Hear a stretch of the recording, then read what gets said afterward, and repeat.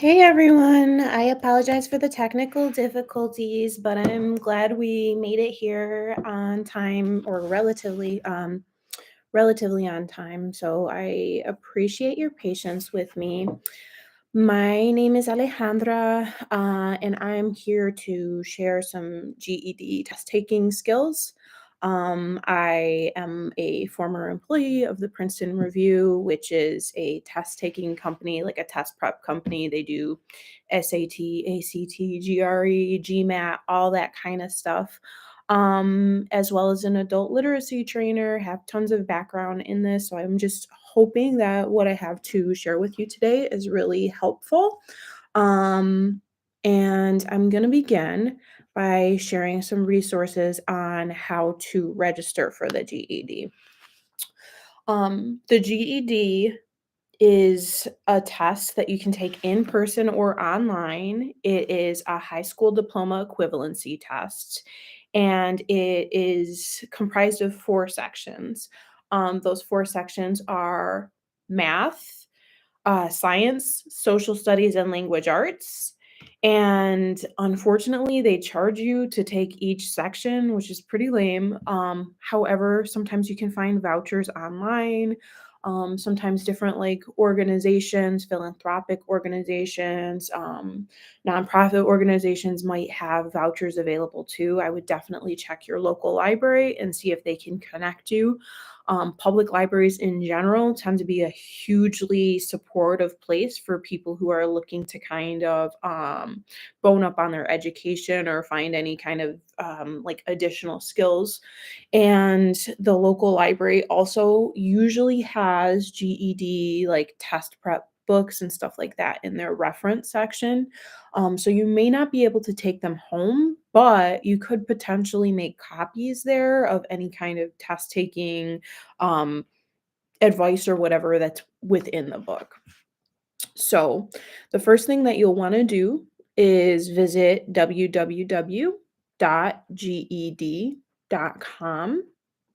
and you'll want to make a profile. So it'll ask you for your email address and to create a password and all that kind of thing. After you do that, you'll find that the site is pretty easy to navigate. There's some free test taking resources on there.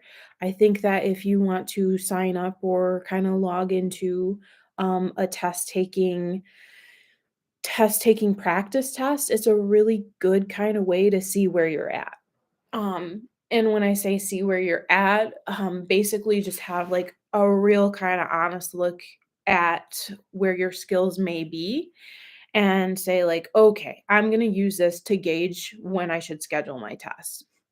Honestly, in terms of scheduling your test, I really recommend that you sort of hold off until you feel like you're close to the range of the test scores that you need to pass.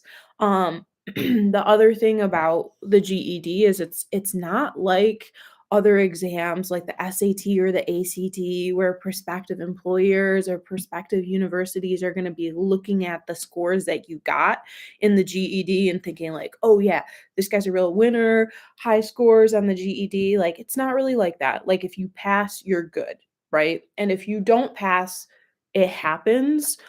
You can take the test multiple times. The only disadvantage is that you may have to pay for it.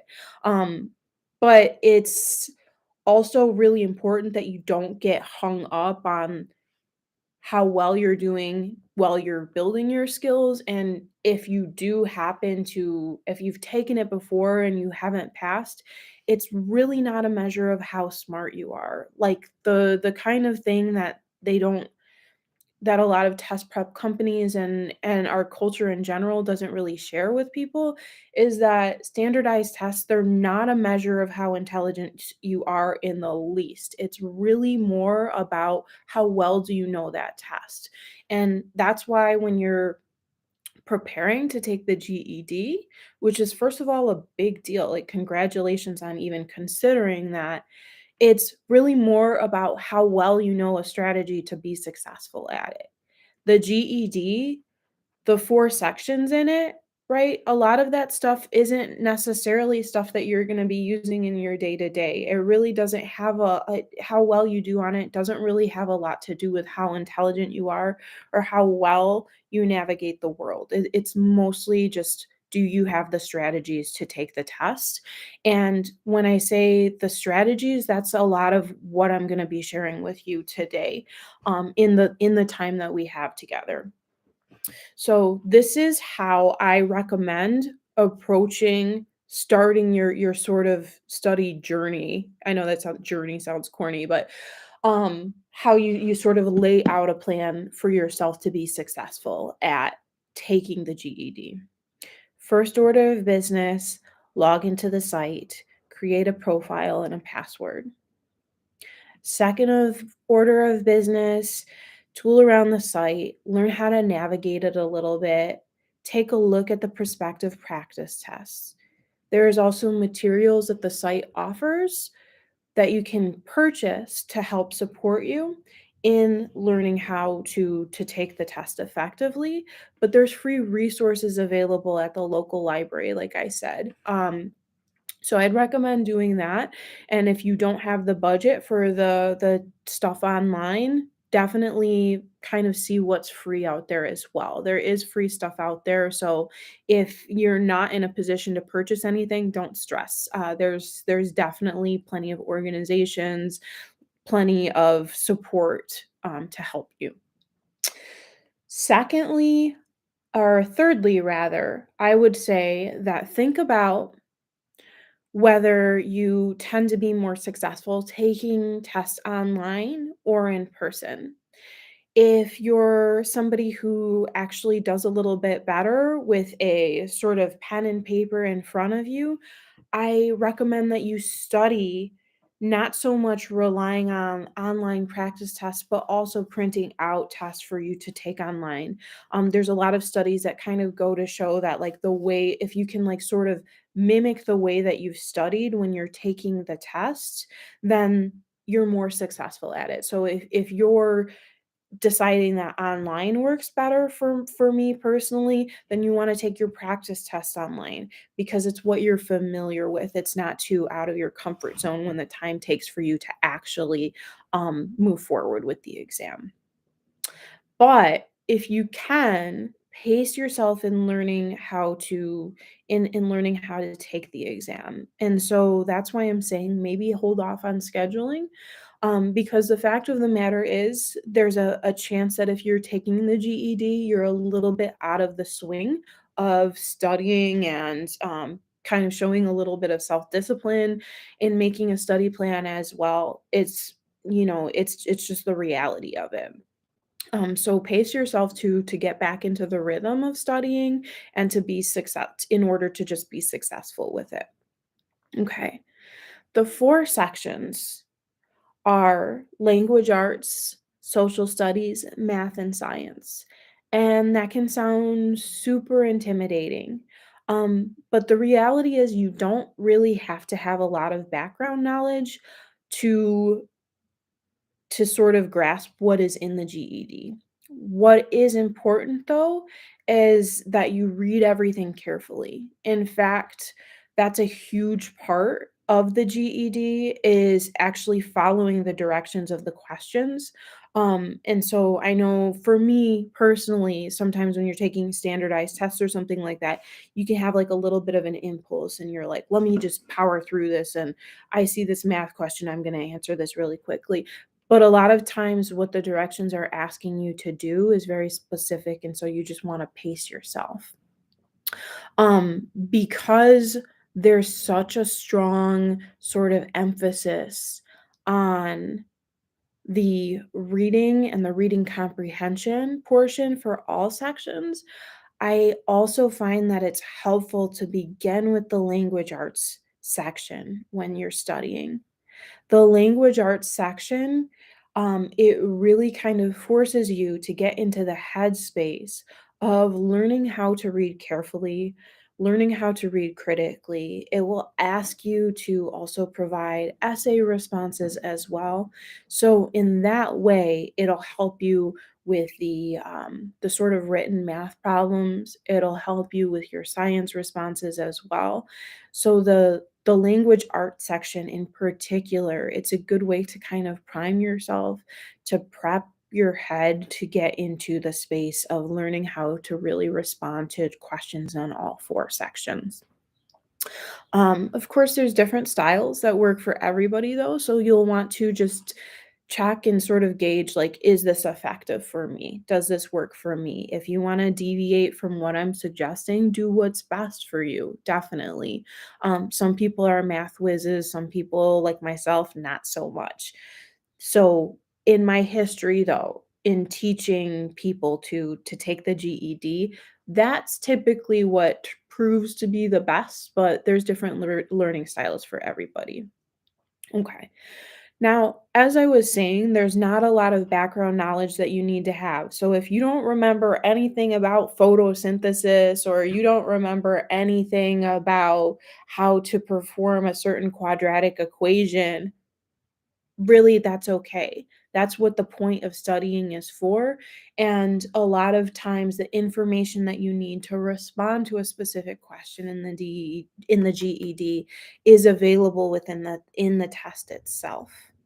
The only thing that I really recommend that you kind of the skill that you really do need to have where it'll be challenging to take the test or even study for the exam if you're not if the strengths strong aren't really strong already, is you do have to have a relatively firm grasp on reading and writing.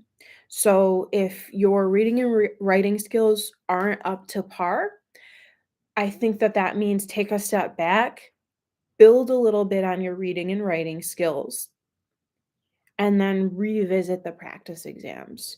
There's been a lot of times where I was working with a student who had been out of the game for a while, and they really kind of were at a reading level which was like 5th or 6th grade, and we had to take some time to circle back and to build up their reading and writing skills and then go back to the GED. And the important thing is that you do what it takes to be successful at it, that you don't sort of stress out about how close to being able to be successful at the GED is. You want to pace yourself. I know that sometimes you have deadlines. There's maybe a prospective employer that you really need to get in touch with, or whatever that's looking to see that GED. I get it, but you don't want to waste your money by trying to rush yourself into an exam where the skills are just not developed yet. So it's important to be honest with yourself about where you are. The practice test will help you gauge that. So that having been said, most local libraries do have tutors available. There may be somebody that's able to help you with all four sections, or if you only need support with one section, there should be somebody available or resources that they can direct you to help you out with that. Like if you're like me and you're terrible at math, there will be a math tutor there for you. Okay. Um, the other thing too that I really, wanna emphasize is this is about test taking strategy more than anything. Um, like I said, it's really not a measure of intelligence, standardized tests are not. Um, all they really kind of show is how well you know how to take the test, and by how well you know how to take the test, that's also understanding the scoring system and understanding that you don't need to get everything right on the exam. It's not like when you're going to school and you're trying to get a 4.0 or something like that. The important thing is that you pass. So, as you're taking the practice exam, you'll get into the habit of being like, okay, I'm stumped on this question. I'm going to try and move forward, move on to a question I can answer. And that's really one of the strategies that's important, is sort of understanding that you can your time is better spent trying to get as many right as you can versus trying to stay stuck on a problem that's really stumping you until you actually figure it out. Okay. Um, one of the types of questions that tends to be weighted more, meaning that the points accrued on the specific type of question is a little bit more is graded more strongly are the essay questions. So if there is an area that I think it's maybe more important to study than the other, it's really developing your reading and writing skills. And that can be a little bit tough, especially if you haven't been doing great in school or you've been out of school for a while. So, even getting into the practice of doing a little bit of creative writing on your own is going to help you be successful at those sort of written test questions.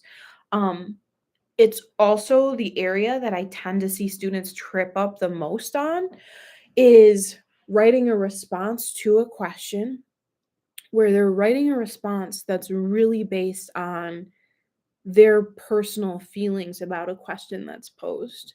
So, for example, you will be provided on the GED a test question that's something like, there's currently a debate about whether people should wear seat belts. One person argues that for the safety of passengers, it's essential. A second person argues that people have the right to make their own decisions about their safety and it's not cost effective for manufacturers. Read their arguments and decide what the strength in their arguments are. I might have an impulse to jump in and say, "Hey, everybody should be wearing a seatbelt. It's dumb not to, blah, blah, blah, blah, blah, blah, blah."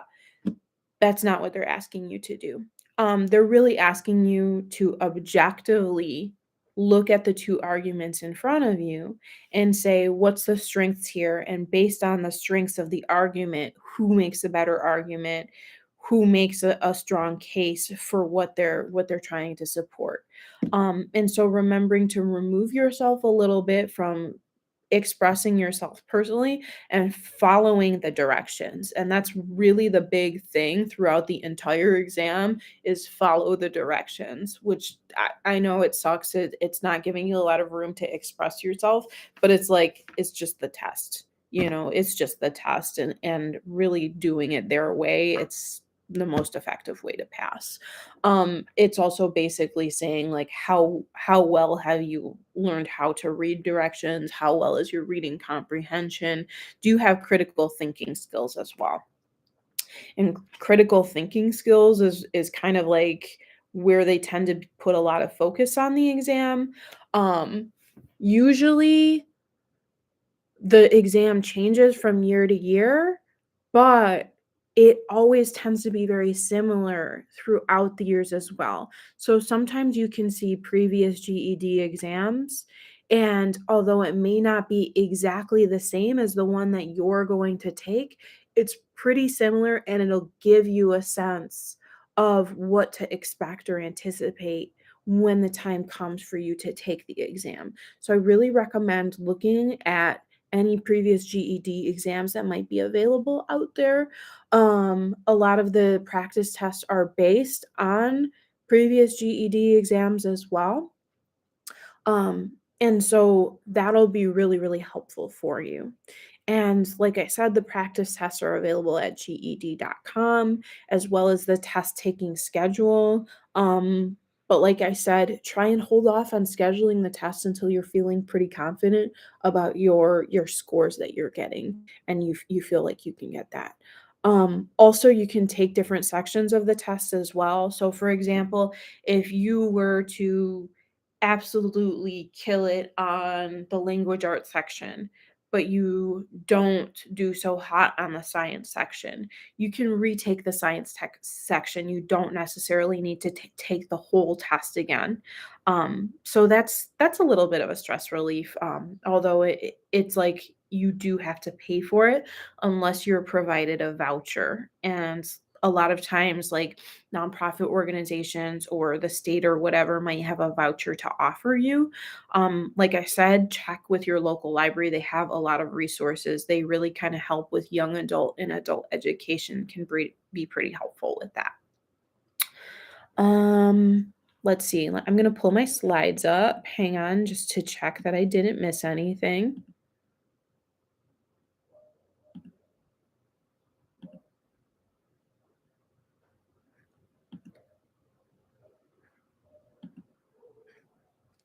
Okay. Okay. So, if I were to say that there was one plan that you should make in order to begin your sort of GED test taking journey. I'm sorry I keep using that language. I don't know why. But I would basically say establish a study plan for yourself. And what a study plan typically looks like. It has to be realistic, right? If you're like, I'm going to hit the books for 3 hours a day, we all know that's not going to happen. If you're anything like me, you're going to wind up on Instagram or Netflix or something the moment that you get bored. And then you're going to be like, man, why do I have no self discipline? Um, so it's better to just kind of have like a realistic grasp on what you can handle. I think that studying for at least an hour and a half to 2 hours every other day is really, really super effective. And the way that I like to break it up as well is I like to put a little bit of study on all 4 sections so that as you're studying and preparing for the GED, everything stays fresh in your mind. You don't necessarily like lose skills as you're segueing through English to math or science or whatever. So, the way that I would break it up typically is I would emphasize one subject. So, like I was saying, I think that starting with language arts is really a good thing. I would break it up and say 30 to 45 minutes is going to be spent on language arts, and then 15-minute increments for social studies, math, and science.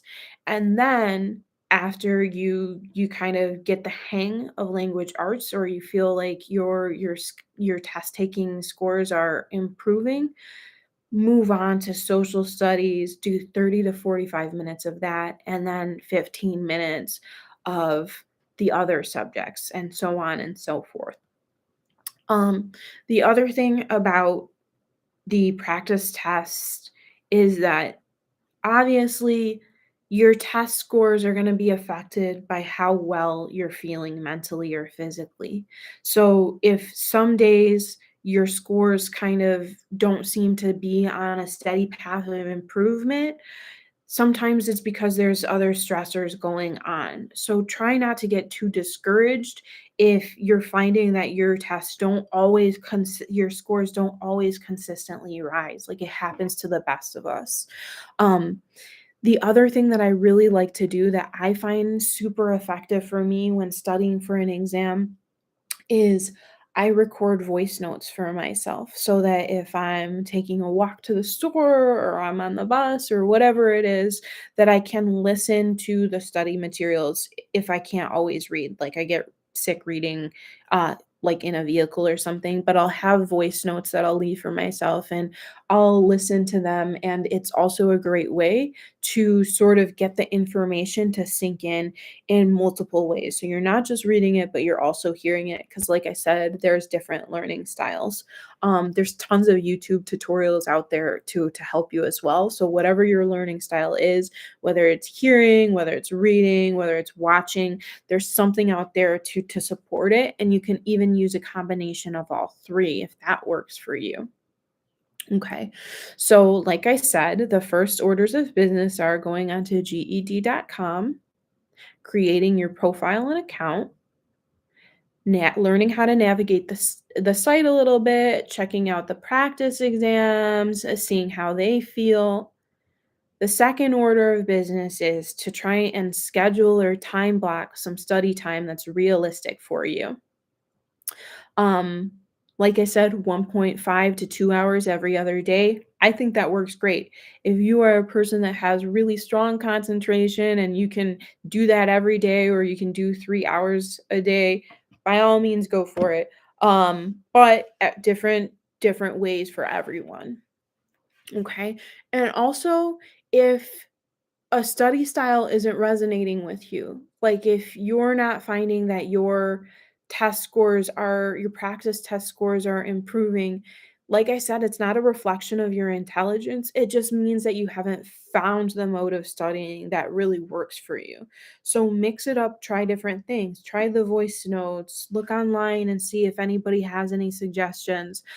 Usually I'll go into Reddit forums and I'll type in, GED or whatever, whatever it is I'm interested in, and seeing what kind of experiences folks have, what sort of methods they have as well, and try out different things, right? There's different ways of learning. Um and there's different ways of learning depending on how your particular mind is wired. If you have ADHD or if you have dyslexia or something like that, those are those are going to impact the way that you are studying as well. Which brings me to another point that I forgot to mention. If there's a need for any kind of test taking accommodation, like for instance, you do have ADHD, or you have if or if you're neurodivergent in some way that's going to impact your ability to take the test in a straightforward way. They do have test taking accommodations available, but they make you upload some documents to the website from your medical provider if you have a medical provider, and stuff like that. So when you're registering, there's the test taking accommodations um, link that's there, and it'll ask you to upload some docs. Typically, like if you typically what they do is they provide you more time to take the exam. In past experiences, I've seen people be given the green light on those accommodations without too much effort. But I've also seen people get rejected for it too, which sucks. But just to let you know that that option is out there if you do need a little bit more time, because it is a timed exam as well. Which is why I was saying, rather than getting stuck on a question that's really stumping you, it's better to move on, answer as many as you can correctly, and then revisit the one that you were stumped on. Um, and the test itself, it marks the ones that are incomplete, so you can go back to the one that you left incomplete in a really pretty effortless way if you're taking the test online. If you're taking it in person, then you kind of just have to remember the part that you didn't complete and go back on your own. Okay, I think that's like the basics or the fundamentals of everything that I wanted to share with you today.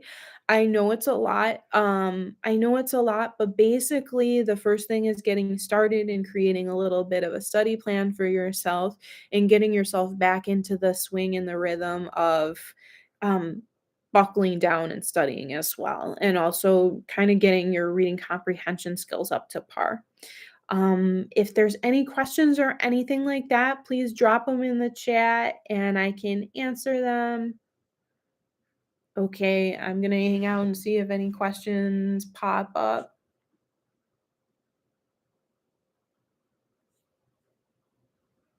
It doesn't look like there's any. Um, but there'll probably be a follow-up one, and then I can break down how to approach the types of questions in each section. Thank you guys so much for trusting me to share some GED skills, GED test taking skills with you.